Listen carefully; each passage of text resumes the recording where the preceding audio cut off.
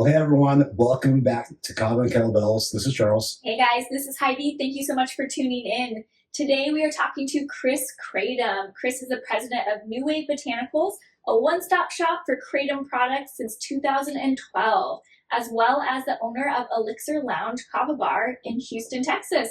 So Chris, thank you so much for joining us. We're excited to talk to you. Well, thanks for inviting me. So first time here. I follow you guys on Instagram and so listen to your podcast. So it's exciting to be able to fly in here, come visit with you, and looking forward to where this goes. Yeah. And knowing your background, I think there is probably a lot of stuff that we can get to, a lot of history.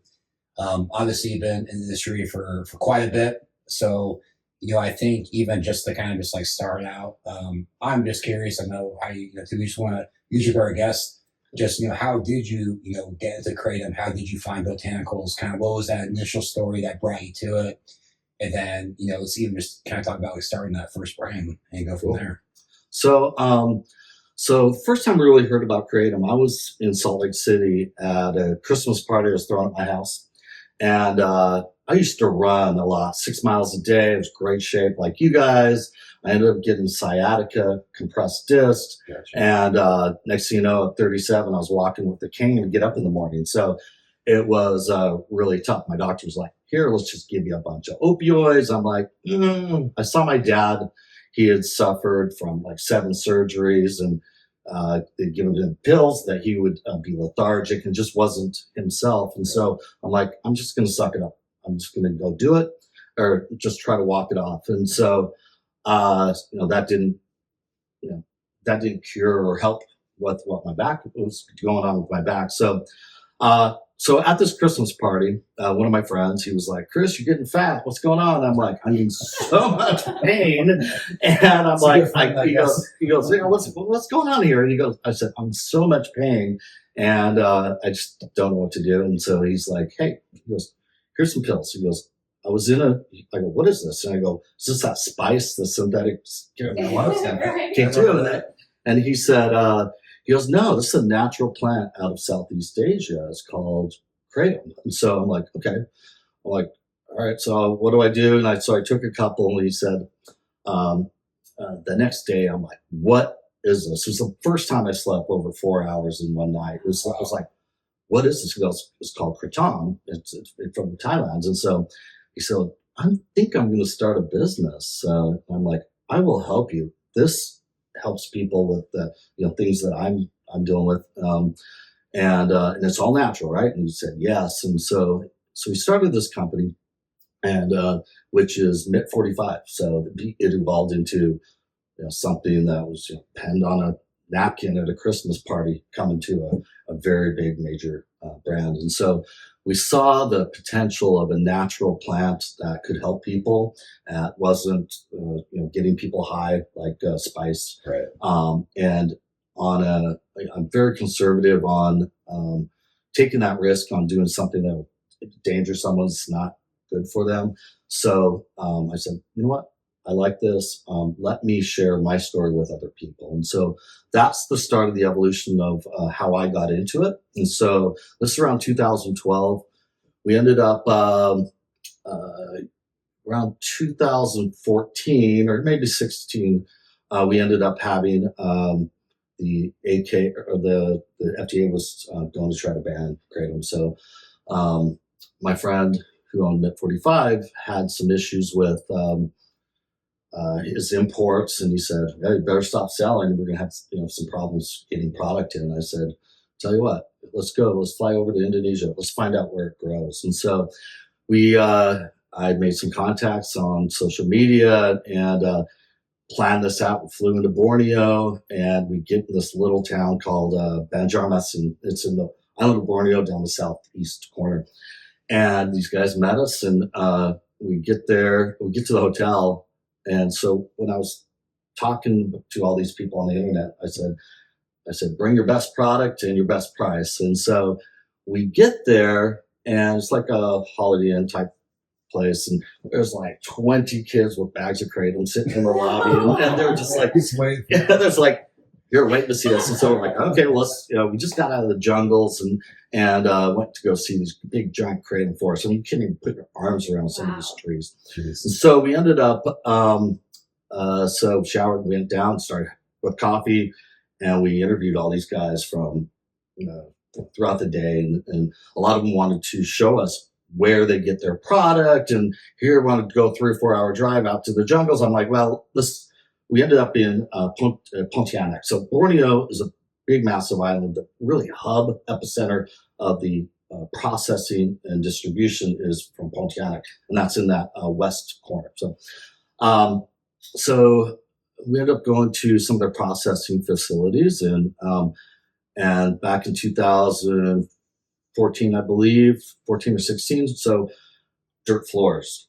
A lot of these guys were not wearing shirts, and they're smoking cigarettes, and they would have their shirts over their mouth because they're using these old industrial coffee grinders, and carbon monoxide just spewing in. The kratom leaves are going in, being ground up to fine powder, and these grinding metallic shards in this. And I'm like, oh my God, this is where it comes from. I go, guys, we need to do better. So visiting all these little processors, I'm like, okay, well, if people are going to use this, consume in the States, we need to get them up to U.S. standards. So I had a guy that offered me an amazing deal. And so I'm like, okay, so then after we had our negotiated price, I said, I'm going to pay you $2 more per kilo. He's like, why? And I said, I want that going into your facility. I want you to better your process. Let's get you up to standards. And so he goes, okay, boss. And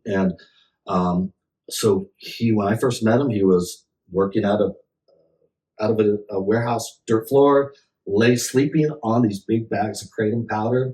And now he's one of the biggest producers in the world. Wow. But what we ended up doing was he said, what can I do to make it better? And I said, well, let's get your machinery. Let's get your equipment better. Let's start doing testing. So back, I think in 2015 or 16, there was a big salmonella scare in the kratom industry. So I never got caught up in that because I was doing testing in Indonesia before I got it. And so we ended up getting...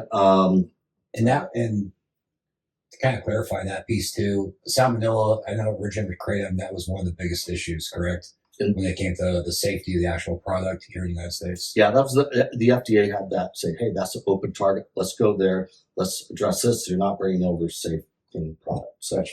So I suggested, hey, let's get someone in Indonesia that can do the testing. Let's go to the university or go into like the FDA lab there. And so there was a FDA technician that joined his team, and he set up a FDA type lab in West Borneo. So they started doing all the testing. We're talking E. coli, salmonella, heavy metals, the alkaloid contents. And so in the very beginning, those are all important for a finished product. So my thing is I want zero microbials. I don't want under the allowable limit because, if it's being shipped to the United States, mold or bacteria can grow during the shipment. Then you get the States that's maybe not meeting the specifications. So we set all that up, he bought all the equipment, the machinery, beautiful machinery, set the SOPs, say, okay, these are what we need over here. And he said, well, I'll just only sell to you. And I'm like, no, I want you to sell to everybody. So this will help the industry as a whole. So I didn't want exclusivity. I'll pause right there. I love that you did that, and just the fact that you gave him that extra money right off the bat. And so many people, I feel like in this industry, they just care about the bottom dollar. And you, I feel like, really saw the potential for the whole industry to grow, and that was your way of helping do that. And that's huge. Like that really, I feel like, laid the foundation for the whole industry. Yeah, so it's helped out for the people in Indonesia. They didn't have guidance, right? So it's not like a typical agricultural industry where they already have, let's say, India tea farmer. So they were still learning, and so I said, let's share it with everybody. Let's get the industry as a whole over there. That's where everything starts. And so, he helped other companies set up their lab facilities over there. Ended up getting a lab, came over, built a lab in my facility in Houston. So so now there's multi-testing procedures. So we test in Indonesia, and then when we receive the product, we test in our facility. Say, okay, did we get what we were promised, and match up those labs? And then we go, and after those labs match, then we can go into production. And then we have a third test that's independent. We use Core Sciences, well, mostly we use, and they're out of Austin, Texas. So now we have a triple testing of anything that comes out of our facility. I truly believe that if this is going to be ingested by someone, we need to treat it as a healthy product. So, so fortunately, the industry caught up. They started having the same requests or demands for clean product. There was a lot of stuff coming over that was E. coli, salmonella, and so now I don't think there's any of that coming over, at least by legitimate exporters. So, quick question. So when you kind of started all those SOPs for the farmers over there, and as the industry was growing, did you find that a lot of other brands that were popping up were coming to you, kind of asking how you guys are doing it? And do you kind of feel like you set the stage for testing and kind of like that transparency, to the consumer of like, hey, this should be tested, this should be under this certain amount for heavy metals and be meeting these standards for potency? Or did you see still a lot of companies trying to skirt that? Well, so mind you, there's a lot of companies like myself. So I'm not the only one. I don't like being the big focus. You generally try to stay behind the scenes. But I did have a lot of people come in and say, wow, you have a great process here and you have great quality product. And they've come to us to build their brand, to make their products because of those, the security. So someone that's maybe not taking those precautions will, their finished product may have some risks. And so want to avoid risk, adverse effects, any target that, it could, proper dosage, just labeling. Yeah. Everything's really important on that. So, anyhow, so in setting this all up, now there's multiple labs over there. They're evolving their facilities. There's one big warehouse right now. Well, let me step back a sec. So, it's a natural plant, grows in the jungles. So there may be some microbes on there. So how do you get rid of that? And so a common standard now is gamma irradiation. So which is used by, let's say, spices, and it's let's see, cobalt 16, or it's spent nuclear fuel, and they go on these little carts, and it goes into this room, lead walls, and it's like The Simpsons. So it kills any microbials and all of it, and then the walls go up, and then it comes out, and so that kills it down to zero. So there's a main facility in Jakarta. There's a couple in Jakarta. There's one in Surabaya, the main island, but nothing in Borneo. So I, on the other hand, I prefer electron beam sterilization. So there's a big facility in near Jakarta that they use electron beams. So there's no radiation. You can walk in the room right after, and it's kind of like the hood of your stove. There's electrons just shooting through this big, vast, with this huge tank, and then it rolls down and gets shot out right above these carts, these little boxes. I have videos I'll show you. And it kills all microbials, and it's already in the package. Then they go take it out and ship. So that's awesome. It's pretty fascinating. Sounds efficient. Like much more efficient than their method. Yeah, the other one takes a little bit longer. I mean, they both get down to a standard. You still test, make sure, hey, do we get the results we want, which is zero microbials. Anyhow, so that's kind of one step that was really important to me, and I think it's adopted by the entire industry now. Not to say I'm the cause of it, because I'm not. There's many other players in the industry that had that same vision, and that's, let's look at this as a whole. So when in 2016, when the FDA started attacking Kratom, there was multiple different groups. I can't recall, you had the AKA, we had global, some other global, not coalition, but we were all fighting for our own piece, or well, I wasn't fighting, but each major company had a piece of that leadership. Yeah. The AKA came in and not owned by any companies. It's for the consumer. So and we had a group. All of us got together and say, "Hey, this is our common battle. If we fight this separately, we're probably not going to win. It's almost impossible. The FDA is going to back down from a Schedule 1 drug or the DEA." So they all came together, and I think that was a moment in time that, as a group, we had to think as a whole and not as competitors. Yeah. Some of the things, since I did start out small and evolve from making the right choices and fixing wrong decisions, I offer up to other smaller companies, say, you struggling to get to that point to having a clean, safe product. So a lot of them get overwhelmed and say it's difficult. I can't have a clean room. You can do a clean room and on a smaller budget. So my quality control manager doesn't like it, but I offer up her services to help them with their SOPs. She gets frustrated, but there are several companies out there that said, "Hey, can you look this over, and what are we doing good? What are we doing? What can we improve on?" And so I like to share that with other companies, because the most important thing is the consumer. Yes. Who's having this, and if we have a lot of bad actors or bad players out there putting something, we have a salmonella scare, or someone died from something getting spiked. It's all marketed as Kratom, and we get looked at as an industry. As a whole, yeah. It's tough too, because I went, and you could argue. I mean, we see food recalls quite a bit. With things like lettuce. Especially remember like the romaine lettuce whole thing that happened with salmonella.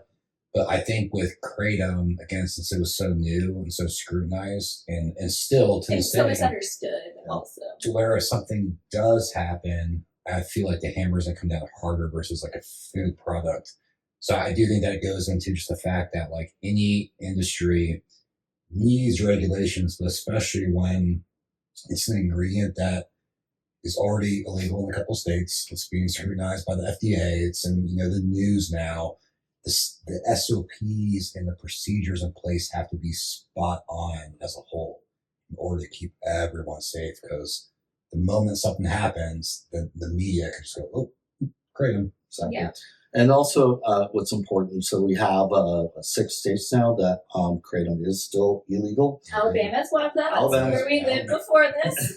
So I was in Alabama. I have a lot of friends that are distributors out of there, and it was very frustrating because every time the AKA or lobbyists are able to educate the lawmakers to let them really know what Kratom is, because they think of it as a synthetic drug spice. Right. A lot of those early bans, they put in their law the synthetic drug Kratom, not knowing what it really was. And so Alabama didn't give, one of the targets for the AKA is put in the scientists to educate and say, let science rule this. And so this is what Kratom is, the safety profile, and it's a natural plant. It's been used for generations, hundreds of years safely.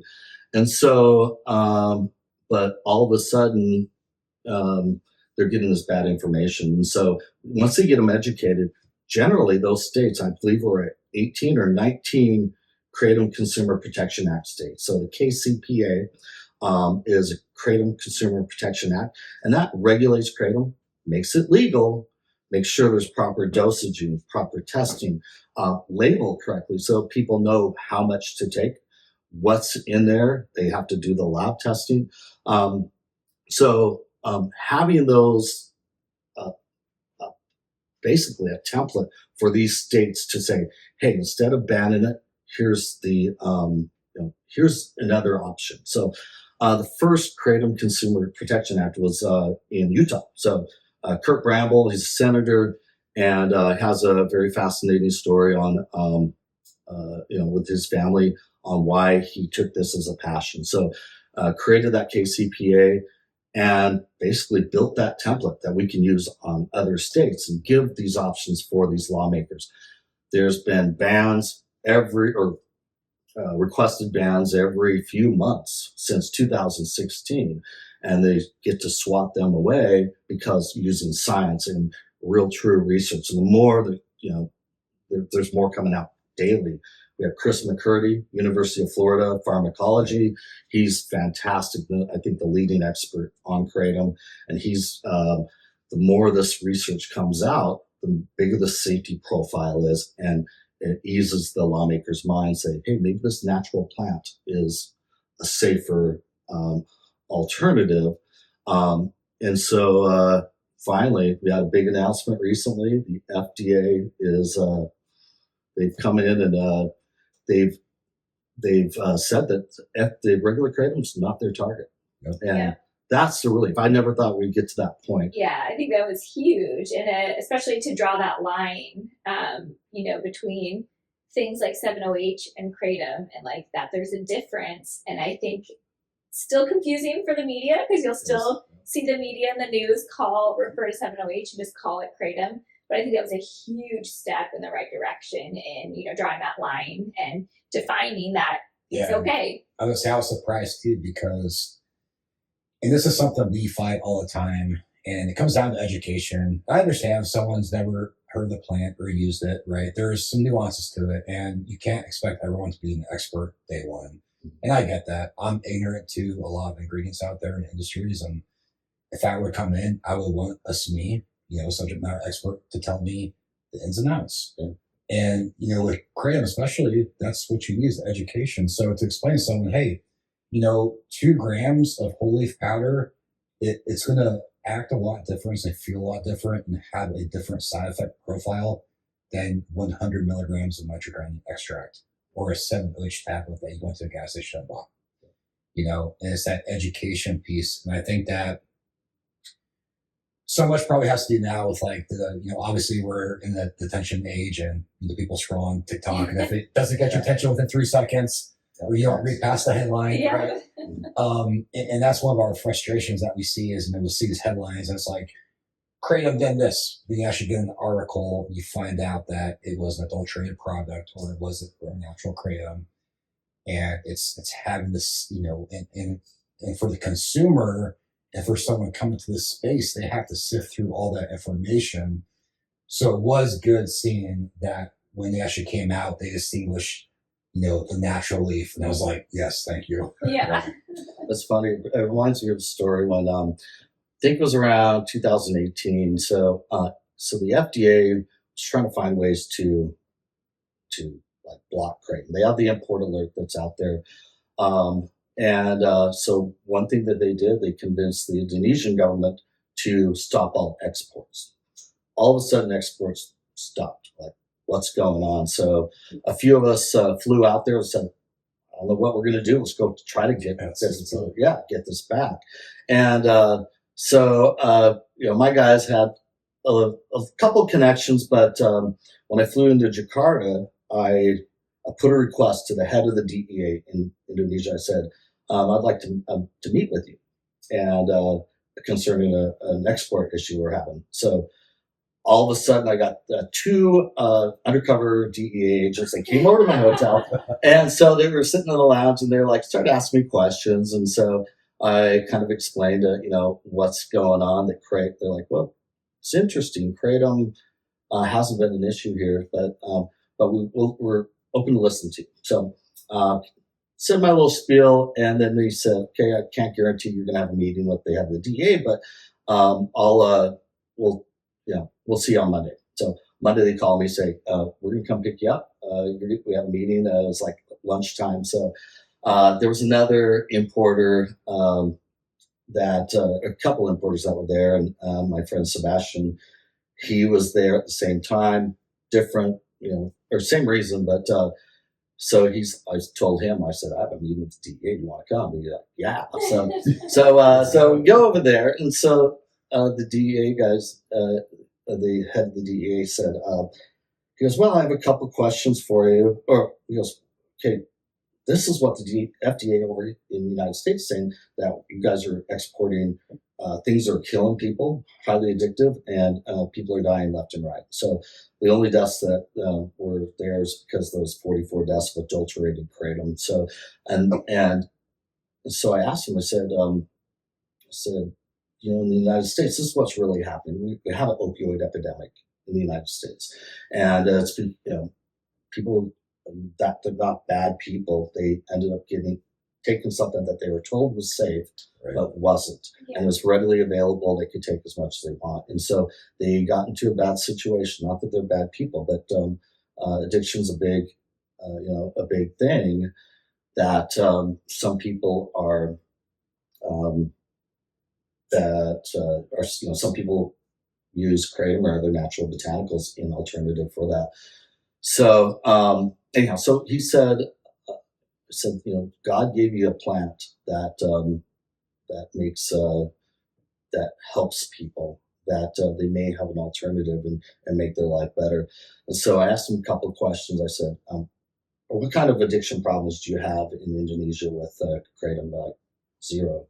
I go, how many deaths attributed to kratom in Indonesia where it grows? He's like, none. I go, is there a big crime rate for because of this narcotic that the FDA wants to stop? They're like, no, there's not any. He goes, I want to ask you one question. I go, okay. He goes, are Americans biologically different, that it kills them and nobody else? I said, they're correct. I go, this is not the right story. He goes, I said, God gave you this plant that to put on earth to help people. I beg you, please let this, allow this to, American people need it. And he said, I said, I promise I'll bring over the lawmakers. I'll bring over the American Kratom Association. I'll bring over scientists that will prove that the legality or the efficacy of kratom. And he goes, okay. Told the guy to release my promise. So then I made some promises that I'm like, I hope I'm able to keep. So I called Mac Adam.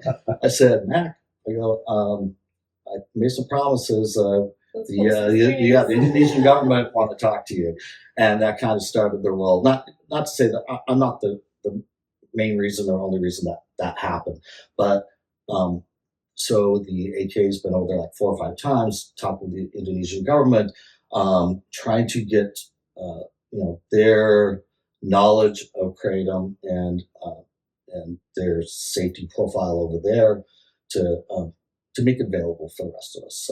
So question on their side. So when you were in Indonesia, and I realize that the farmers probably use it maybe more than the general population there, but if someone were to go to Indonesia, do they see kratom being sold? Is it kind of like here where you can go to how not is a it smoke sold shop, there? but is it used a lot there compared to here? So Thailand and Indonesia are different. In Indonesia, it's not that common. The central Borneo little town called Putusibau, and that's the heart of where the epicenter where the kratom industry started. There, they put in their coffee. They drink it just as a tea, okay. And they don't. They're like, "Oh, you want this plant? Okay."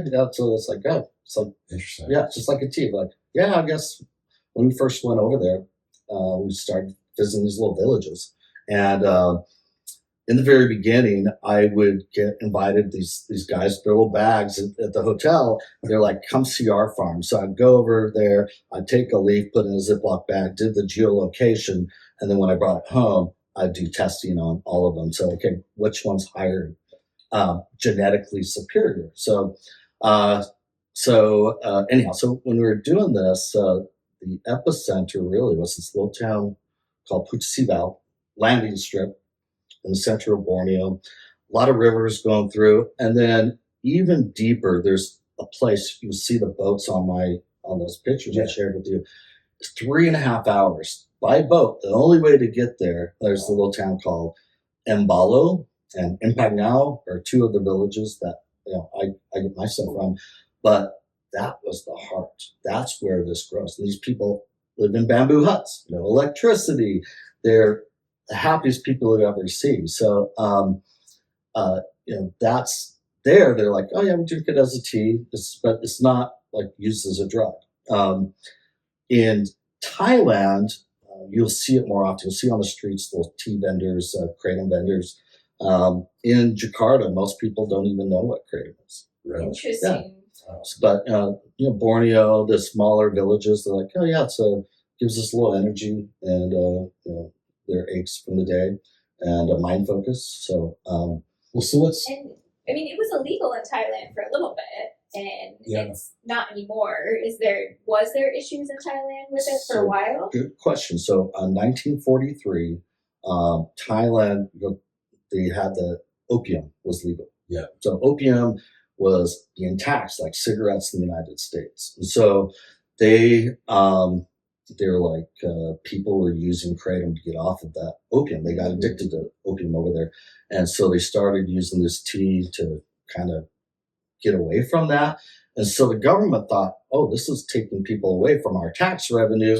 Let's grow as a nature. You can't tax nature. So what they did was made it illegal. And so I think I want to say 1943. And so back recently, I want to say maybe 3 or 4 years ago, they said, all right, more science is out. Let's get with modern reality, and they allowed it. So there are some, especially in the South, there's some tend to be a little bit abused because they mix it with cough syrup coating with kratom to create the super potion. So different cocktail. There's one of the leading world experts is Dr. I want to say DJ Singh. He's from the University of Malaysia. Very brilliant man and leading scientist, and he's done a lot of work with our scientists in the United States to collaborate on, why does kratom work? What receptors is it hitting? What's the bad side effects? What's the positive sides? And then all of them, they do a symposium, I think, every year on sharing research, and it's very fascinating. More things are coming out yearly. We just had a big release. I think Chris McCurdy's either he has or is about ready to release a really new, very insightful study. So look for that coming out in the journals. But I think it's cool too, the science coming out. And I think back to when we found the kratom. And at first I was confused because I saw alcohol replacement. I saw feel good pain relief. Then I also saw energy, but then relaxation. So I was like, all right, what does this like? What does that do? I was like, does everything. And so you dive into it more. Then now for us, generally we like to use it before exercise because it especially like a white vein gives you like that nice sort of like energetic buzz, does help you push past, again, with the claims here, right? Like it helps you push past pain limits when you're lifting, due to some of its properties. And also, it is nice because if we do have a day where we are maybe struggling, very sore, or would reach for something else, we can reach for a red vein or something like that. When I'm on my lady days and I get some cramps, I'll take it to kind of help alleviate that. So it is interesting just to see how we have kind of Americanized it compared to where it actually comes from. Yeah. Speaking of which, I want to put in this disclaimer that says these statements have not been evaluated by the Food and Drug Administration. This product or these products we're talking about is not intended to diagnose, treat, cure, or prevent any diseases. So, 100%. So Good to go. so talking about our own experiences, but so some of the things that the FDA is looking at is let's properly market things. There's some brands that don't put kratom on there, and people that don't want to, that take things that they didn't know they were taking. So that's where we have to be very clear on what we put on our labels, clear dosages. So I use the former FDA director for dietary supplements. His name is Robert Durkin. He's now, he advises a lot of companies on how to do the proper packaging, make sure that it's done correctly, and being mindful of not necessarily making it the strongest product out there. Less is more. I think you guys have talked about it before. And I think that's not just with Kratom, but really anything. I think once it gets to the point where you're, I won't say addicted, but even just dependent. I mean, people are dependent on coffee, and people don't blink twice. Everyone wakes up every morning. I gotta have my caffeine. I got my coffee. I'm one of them. I'll admit, right? I gotta have my caffeine to get going in the morning. Mm. But I think there probably is a line where there's too much kratom or too much kava, or too much cannabis, even if it's a natural product, right? But again, and this is what we're trying to stress to people. It's like use it to enhance your life, not to make it control your life, correct? Right?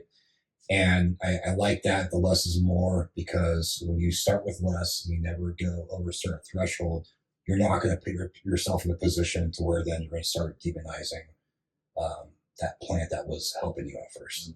Yeah. So, a lot of people, I tell a lot of people, like, well, how much do I take? It's a natural plant. So you may metabolize things different than he does. Yeah. And so I always recommend start low and wait for 30 minutes, see how your body's metabolizing it. Absolutely. Let's say the capsules of just plainly powder, 2 or 3 may be perfect. And so, but maybe someone who's larger may need 5 or 6. We always, take one more until every 30 minutes until you find out what works with your body.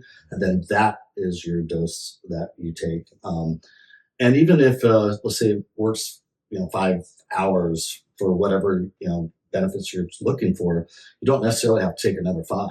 You can take 2, 1 or 2, and get you back up right there. So I always recommend, I don't want to sell more of a product, something that say, hey, now this takes 5 capsules, but you know what? In a month it's going to be 10.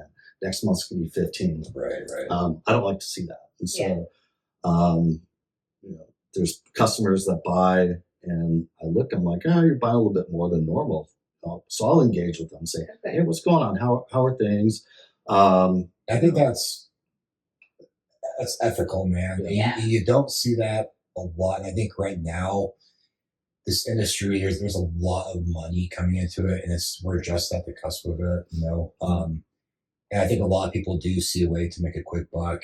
And I just, personally think that's cool, man. Yeah, and we talked about companies like fly-by-night companies, because it's easy. It's easy to not test it, to not have a quality product, make a big batch of it, sell it, and then you're done. And it's easier, it's cheaper, and they can go out and change their LLC or try to escape. And I'm looking at this for long term. I've been here since 2012.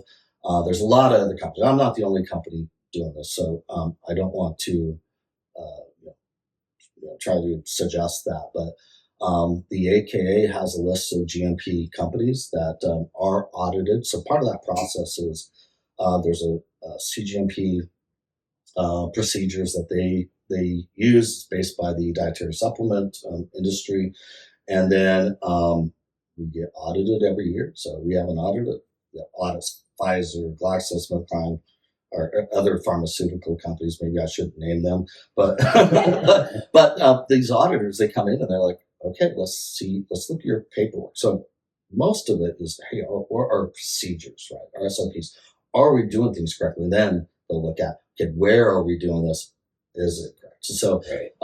So it's very methodical in what they do, and look into this and give you suggestions. So I think we're now on our 4th or 5th year on that list. And so, nice. So it's, and again, there's other companies that maybe can't afford it. It doesn't cost a lot to be on that list.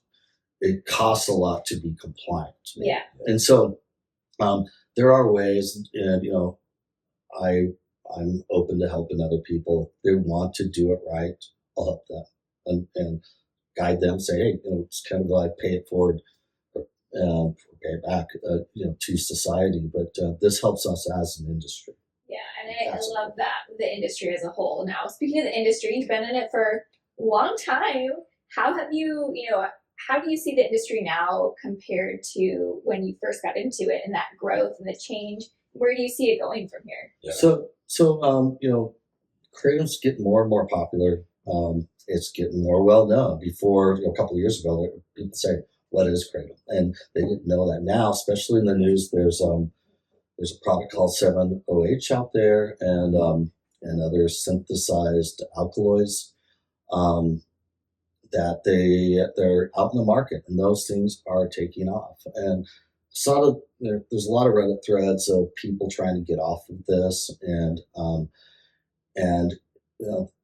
the marketers of those plants, I chose not to, and I'll tell you the reason why in a few minutes. But the marketers of these, they call it Kratom, so the strongest Kratom extract, and people think that they're taking plain leaf 5-6 years, no problems, and then they take the strong Kratom extract, and then they can't.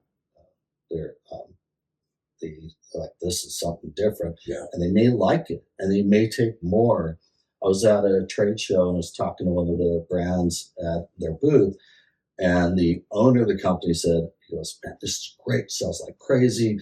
Great thing is they only need 1 tablet at first, but a week later they need 2, and 1 month later they need 4, and then they're next thing you know, you're going to make so much money." It's a great drug dealer. Yeah, I'm like, well, do you take it? Oh no, it's too addictive. I'm like, I go, so where's the ethical things in that? So, so going back on why I didn't get into 7-OH, so we can discuss.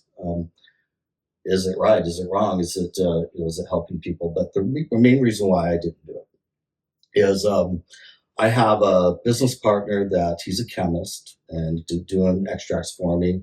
And he said that, I think it was back 2014, he was able to isolate or convert metragine extract into 7-hydroxymetragine. And so using a method that I thought, well, it's a natural method. Well, using ingredient in the eye drop, UV light, oxygenator, and maybe a couple other things. He goes, it was using natural products, right? But the alkaloid itself, he said he went on a retreat, and he came back from that retreat, and all of his employees, they're like falling asleep. It was like Kensington Avenue. They were like zombies.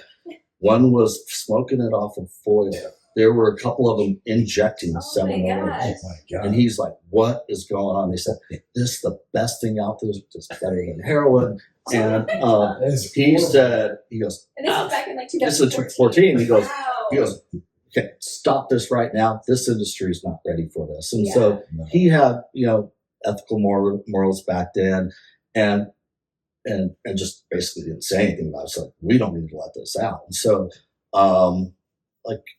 I really was torn, last 2 years, whether I get into it. And I was trying to do mental gymnastics on well, what if we make this using FDA approved solvents or methodology, like the ingredients that are consumable, eye drops, rose bangle, but it all came back to what's the end product and what's that safety profile. I don't know. I'm not a scientist. I stood back and let's listen to the research. Let's listen to science on what this, and it's not just 7-OH. There's other synthesized products out there, chemicals now that are not Kratom. The biggest issue we're having now is Kratom is not 7-OH. 7-OH is not Kratom. As in addition, all these other ingredients or alkaloids coming out, it's not Kratom. And so I stood back, could have cannonballed in on this swimming pool. I chose not to. And it goes back to my very beginning commitment. Was I told myself, if I go broke, and by doing this, and they take this away, at least I know I was helping people. Yeah. And so, and I still went in with that. It's like, I got in to help people, and if it's going to hurt them, I refuse to do that, and I continue to do that. So I think I'm getting a little emotional. I respect that. honestly, I think that's more needed. I mean, I Yeah. think right now, everyone, is just so consumed with what's the next thing, how can I make the dollar and stuff. Yeah. I'm not saying that it's bad to want to make money and to build wealth. I'm not, it's not what I'm saying, but I think now, I don't know if it's a culture shift or whatever, but it just kind of seems, and it's probably been this way all of human history, right? But people are just kind of willing to do whatever it takes, and they don't think about the second, third order effects. So again, that company that we talked to, that guy being all excited about that. Well, it's like, think about the second, third order effects. So what if that's like a single mom who's going back and buying, and she's on a budget? Well, it's going to come to the point where she's so addicted to that 7-OH that she's going to start taking that money away from things for her kids. Or, who knows who it is? Like, think about the lives that affects. It's the same thing for drugs. Yeah. I mean, and I think that's what bothers me, the 7-OH, is when I hear about people, they get so excited. It's like, yeah, for your business, that's great. And I'm sure, when you look at your bank account, that's awesome, man. Your revenue, your top line is great. The TAM, or the total addressable market for, 7-OH is growing, and that probably excites you, but no one's thinking about the second, third order effects in the industry. So when they made that announcement to DEA, I think right after Champs. And so I heard that this was going to be made, and your previous podcast, you're like, okay, well, is this helping people? Is it, what are the benefits of it? And so I disagree that it should be a Schedule 1. I think it should be, it's possibly going to be the next greatest medicine that's better than opioids. Yeah. That's 7-OH. 7-OH may be that great product. That people can tolerate better than opioids. Yeah, maybe less adverse effects. Problem is, it's sold at gas stations, convenience stores. We saw the opioid epidemic. If you make it easily available, unfortunately, it becomes more and more habit forming. And my personal opinion, I think it's going to make a great medicine, and it should go maybe the medicine route. Yeah. And instead of going Schedule 1, no medicinal values whatsoever, imminent threat to society. And that's the DEA's definition of emergency scheduling. So, although this is not an emergency version, we went through this in 2016. So when they said Kratom's an imminent threat to society, it's no medicinal values whatsoever. We got 30 days. It's a done deal. It's cooked. We're done. Fortunately, I was part of that in the very beginning. We had hundreds of thousands of signatures at the White House. We went and marched in front of the White House saying, hey, this is a safe product. They really didn't know much about it. So fortunately, there were some people in HHS that saw that. The Secretary General said, hey, some of the science is poor.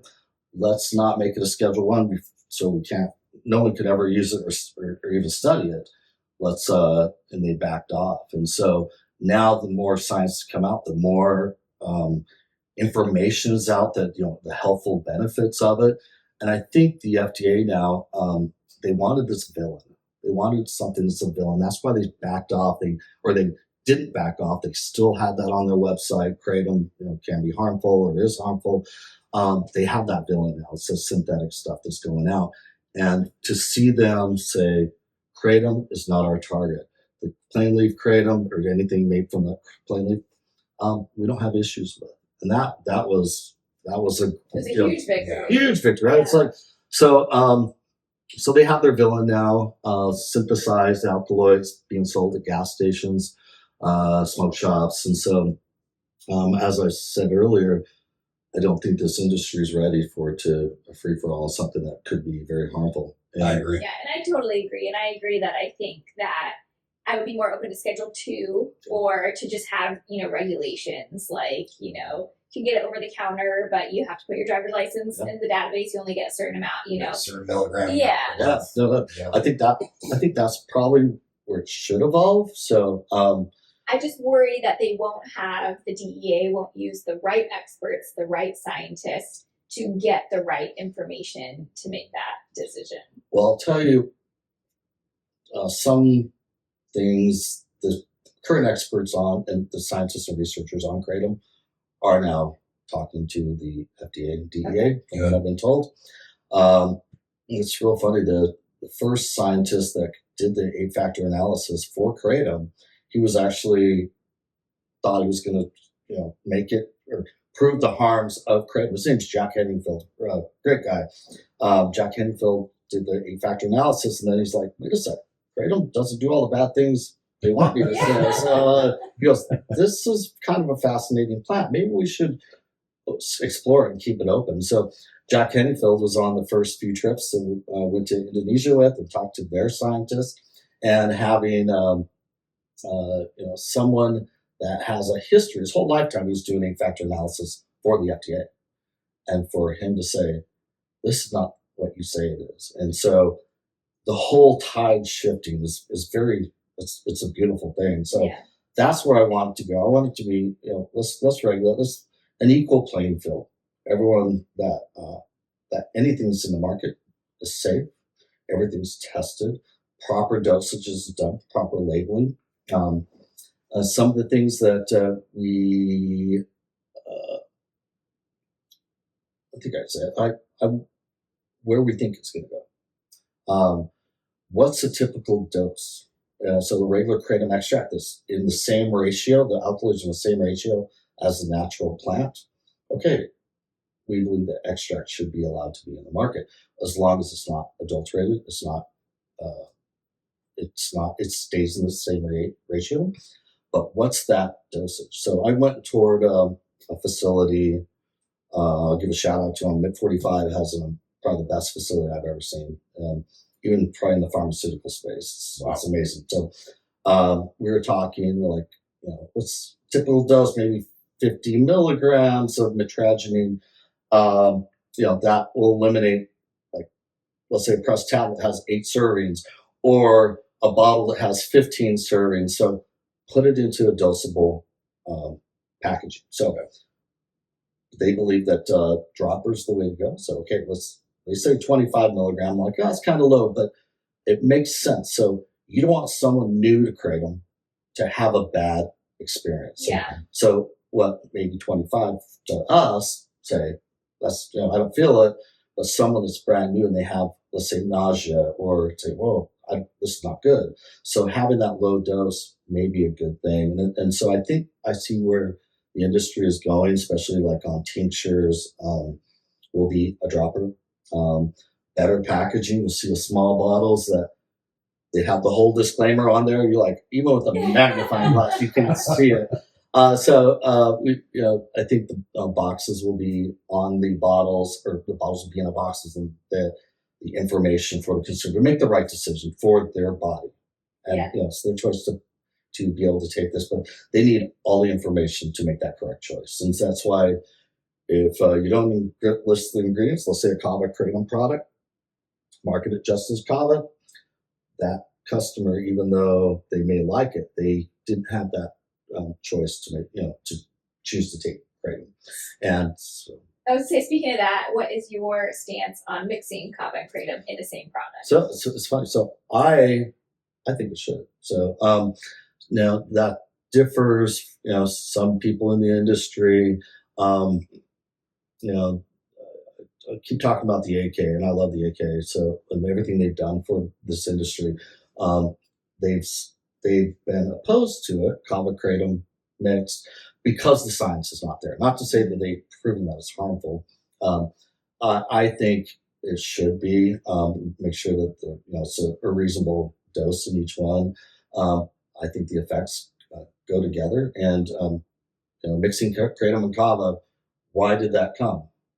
Kava bars, right? Yeah. And that's why I think everyone on your podcast is listening. Kava bar customers. Well, I do think they do complement each other well, and They can. Yeah, and I'm obviously someone who consumes both.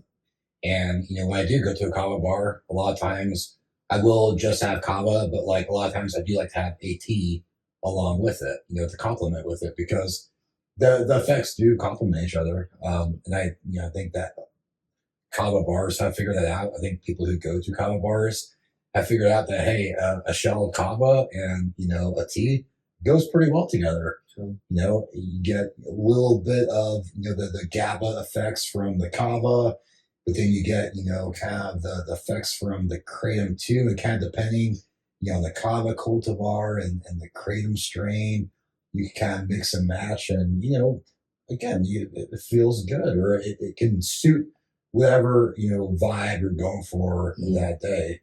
I know me personally, this is like not super often, but if I'm ever again, Now that is love bites. yeah, in theory, if I were very, very sore or had a painful day, I like a nice heavy shell and a red tea together.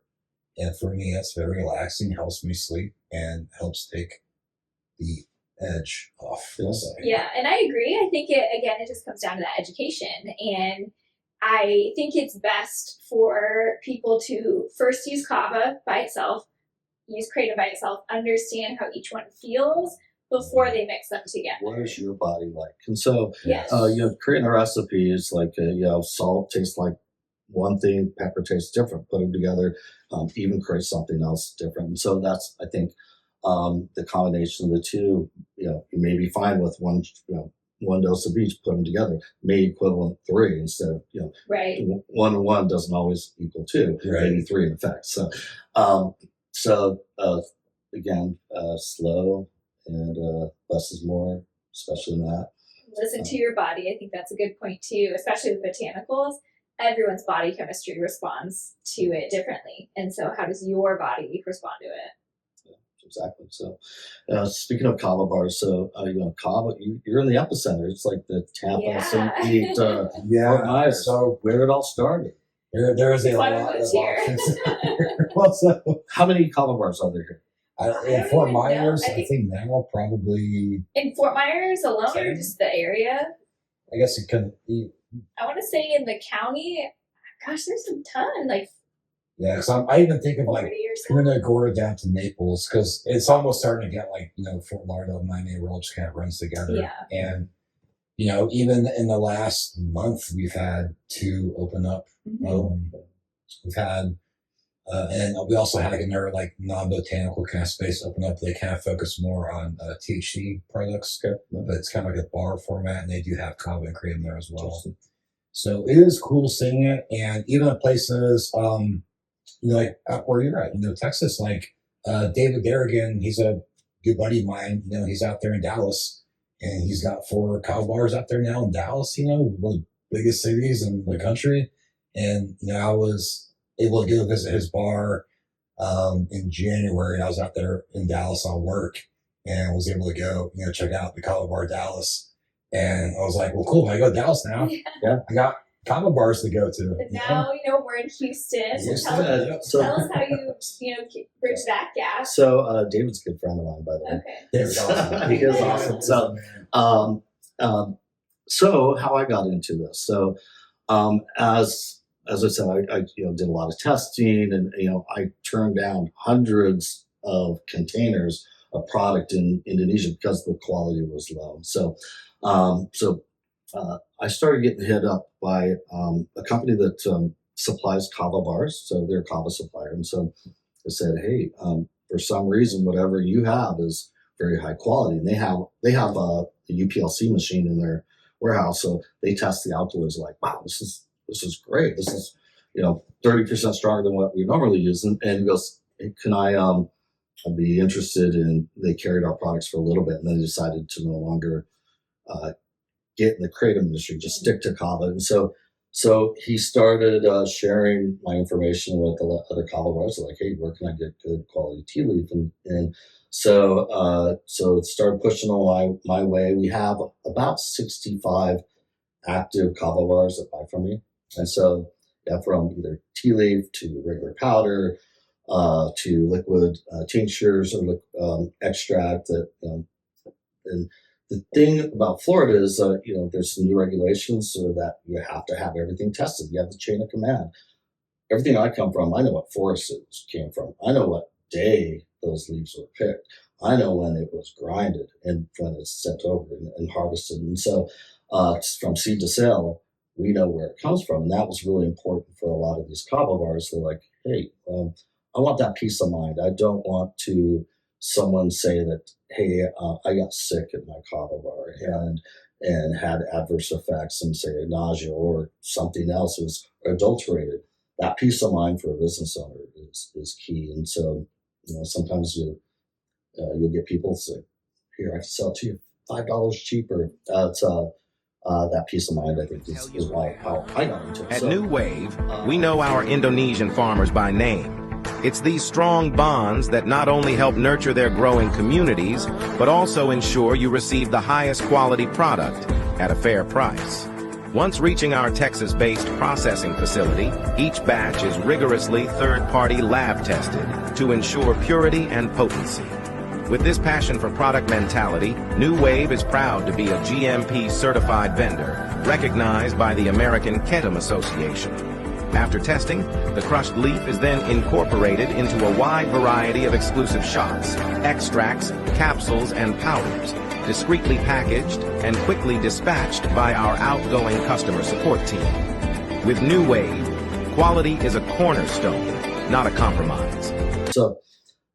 So I'm in Houston. I'm supplying over 60 kava bars, and I'm like, there's not a kava bar in Houston. I'm like, what am I doing? I go, I'm going to start one. So I threw it in there, and so I launched Elixir Lounge. And so September 30th, if this podcast goes on before then, is our 3-year anniversary. Oh, that's amazing. So we're in Old Town Springs, North Houston. So historical 100-year-old village, and we have an individual home with an extended area. It's pretty large, and it's the thing I like about kava bars is the community. Yeah. So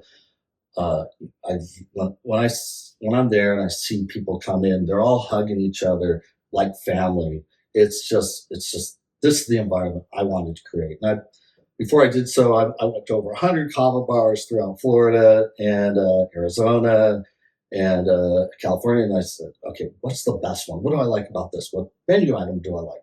What talking with people, what's popular, and that's kind of where I put all of that into one facility, one place, and I'm ready to expand. Within Texas, or you're going to go to different states? I'll stick with Texas. Okay. It's easier to manage it. Eventually, we'll see how that goes, but I really don't want to step on the toes of my current customers. So, in doing that, I guess I'm stuck in Houston. So, well, I think Texas alone, there's It's so much big. to grow. Yeah. It's such a big state, such a big population area. I mean, fourth largest city in the U.S. Houston. Yeah, has Houston. one kava. Isn't that crazy? Yeah, I'm so, excited to see how many there will be in a few years. maybe some announcements. you're having everyone from Louisiana coming over, together. So Yeah. I have people come daily. It's like 2.5 hours from College Station, from even from Austin coming over, and David even stops at my kava bar. He has a he comes down. He loves his Polynesian peach, and so Oh, that sounds good. and so we. He's jealous of your bar. I'm saying that because David, we're talking about talking about you. Dave. No, he's a really good guy. I really like him. We hit it off immediately, and it's he's picked my brain and I picked his, and so we want a great place for communities to develop. And one thing about not everyone's in sobriety, but those who are, the worst thing to do is isolation. Yeah. Yes. Having a place to gather, think with like-minded people and hang out. And if you're having a bad day, go there and be greeted with people that care about you. Yeah. And that's what I love about the kava bar industry as a whole. That culture is it's your tribes. your family members and you welcome others from around. It's funny. We get people from all around the U.S. They come in. We're the first place they go. Say, we have our hometown Kava Bar, but we heard a lot about you, so or your place, and so. Speaking of which, I have some T-shirts for you guys. We do the same thing. Like when we travel, We always look like we're is there a Kava Kava bar? Bar, yeah. And I think Kava bars are the true like melting pot of the people you'll see in there and the people you'll meet, and everyone's just talking and networking. It's amazing. It's fun. This stuff too, because I think we're probably going to go back to Phoenix to see family probably later this year, early spring. And now it's like, well, which Kava bar? Yeah, That's a few. Now it's one. Yeah. You only have time for so much, so which one are we going to choose? Well, yeah, maybe you should do a podcast and interview them on premises. Yeah, there you go. We should.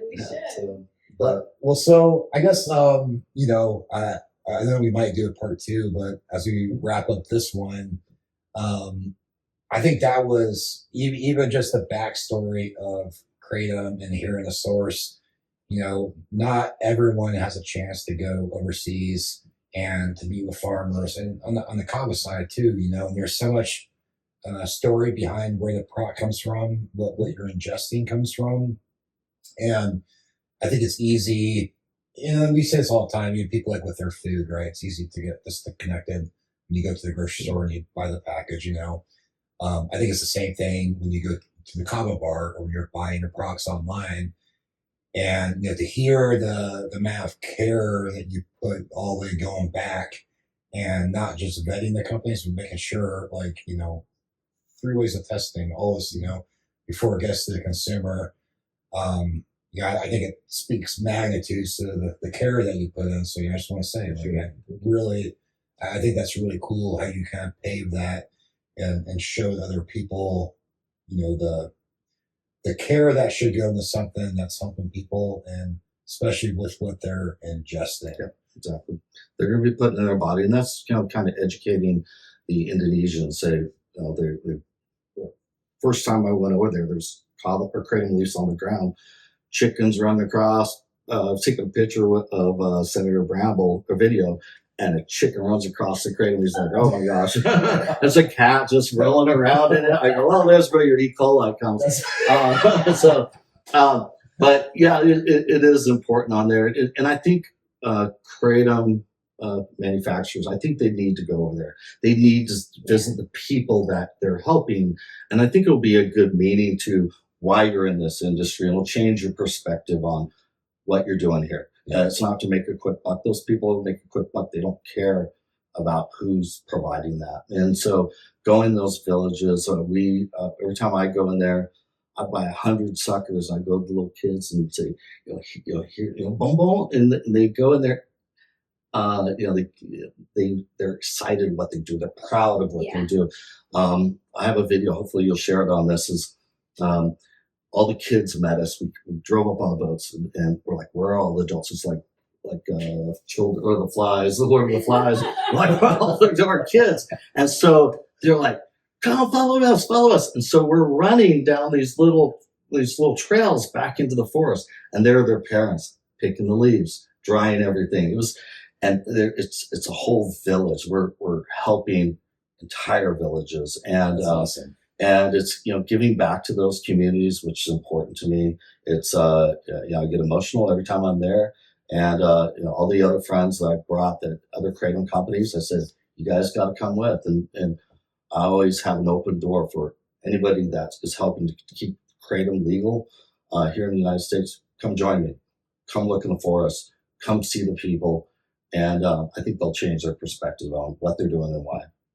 Well, Chris, I know, man, I appreciated just the wealth of knowledge, and obviously, having G here from the the community industry, I think gives a very good in depth, kind of and I know we could go way more. We do. I have a bunch of products I wanted to plug in with you guys. Let's do it. Let's do it real quick. Let's do it real quick. So we got time. So there's a couple, focusing on the Kava bars. So these are a couple new products. This is just Cava, so Alabama can have it. It's a fantastic pina colada flavor. This is a Cava and Kratom and matcha tea Oh, okay. in that one. So So these are like little bottles. yeah, those little bottles. Open them up. So Okay. So we got Kontiki. Kontiki. So Kontiki. So there was a Norwegian explorer that theorized that the Polynesian people actually came from South America and not from New Guinea and all that area. Okay. So this Norwegian explorer, he said, I think that they came over on these rafts and landed on these islands.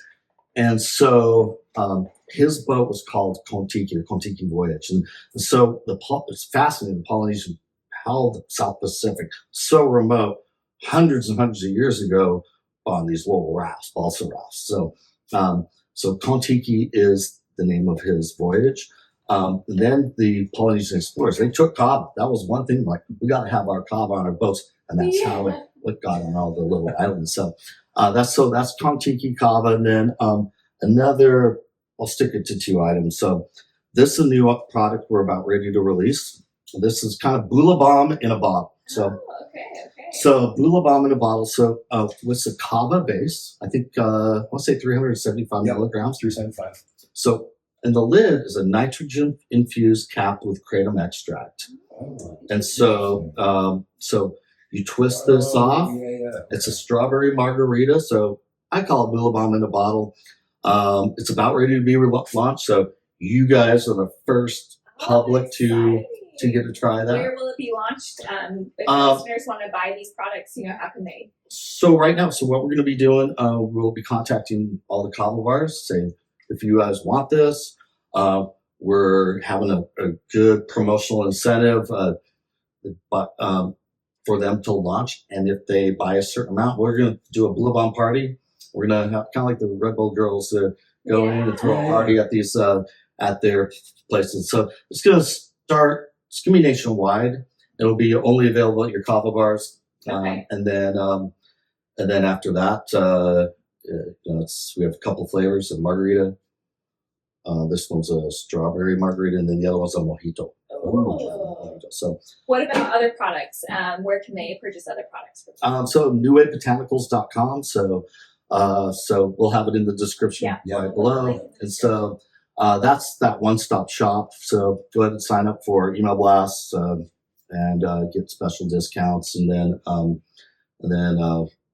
don't know if you guys do affiliate codes. Yeah, if you have a code for our listeners. Okay, yeah. So we'll have an affiliate code. So go through that code, everything you purchase. So and then these guys get benefits we don't do kickbacks, but if it has like a discount or discount then we'll definitely post that as well. Yeah. So by the way, this is not paid for. Yes, it's not paid for. No. I appreciate you. So one of the exciting things is I've seen you guys and the work you do and for building the community and getting it out there. You're a shining light on the Cava Kratom industry, and so it was exciting for me when I heard about this opportunity.